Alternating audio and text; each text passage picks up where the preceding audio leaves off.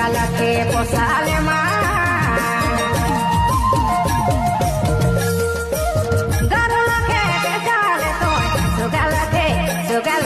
पोसाले माँ सुगलके पोसाले माँ गरलके बेची देले दुनिया करे हेरी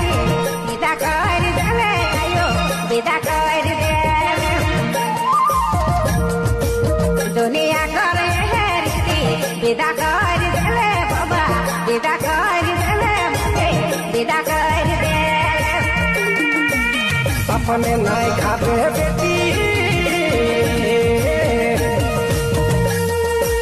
सबके खिया मेरे